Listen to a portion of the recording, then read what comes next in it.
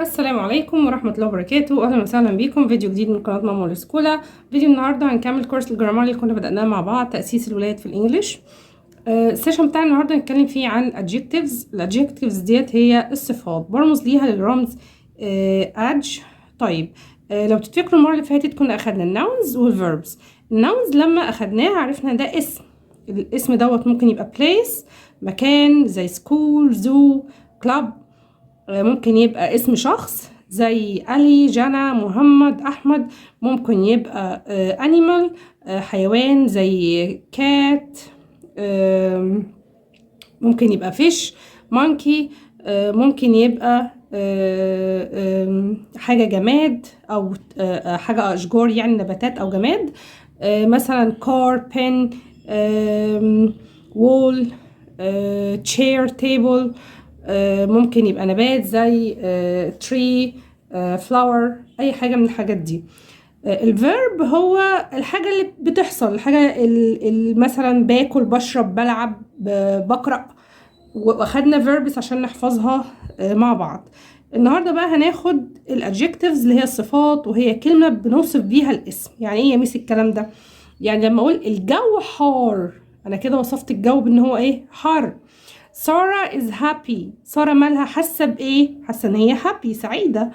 علي is tall، بصوا علي طويل، علي طويل، يبقى هو انا وصفت علي بان هو طويل، وصفت سارة ان هي سعيدة. طيب الادجكتيفز ديت مهم جدا ان احنا نحفظها.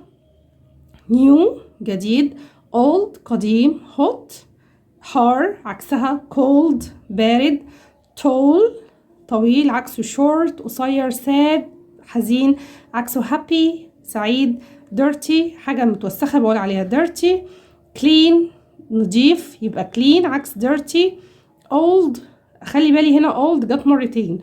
old هنا دي حاجة قديمة، مثلا الكرسي ده قديم، العربية ديت قديمة. طيب هو هنا old بمعنى عجوز، لما احب اقول عن جده او تيتا، بتكلم عن جده او تيتا، مش هينفع اقول جده قديم، لا هي هنا بمعنى عجوز، جده عجوز او تيتا عجوزة. لما يكون حد كبير في السن بقول عليه old man، old woman. young صغير بقى عكسه حد صغير في السن، يعني شاب مثلا بقول عليه ايه؟ young. fat لما الاقي حد تخين قدامي، ده الصفة بتاعته ان هو fat. thin اللي هو رفيع. fast سريع عكسها slow. كتبتها غلط معلش. slow بطيء. طيب يبقى دي الادجكتيفز اللي المفروض ان احنا نحفظها. طيب هنا بقى التمرين اللي هديه على الادجكتيفز والفيربس والناونز عن كله على بعضه. هنا بيقول لي circles adjectives. my brother is tall. فين الادجكتيف؟ هنا هعمل عليها circle. والتمرين ده ممكن اعمله على الفيربس، ممكن اعمله على الناونز. ممكن اقول circle the noun او put line under the noun مثلا. طيب خلينا هنا في التمرين ده، بيقول لي circle the adjective. my brother is tall، يبقى هعمل circle على كلمة tall.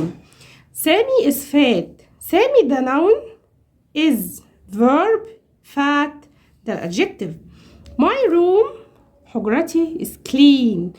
my room ده النون، ده الverb، ده الادجكتيف. ده برضو ممكن يبقى تمرين ان الطفل يكتب النون والverb والادجكتيف.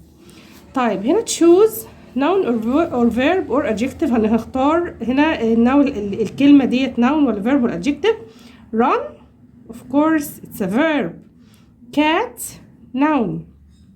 small adjective. طب علي noun. swim verb. tall adjective. tree noun. happy adjective.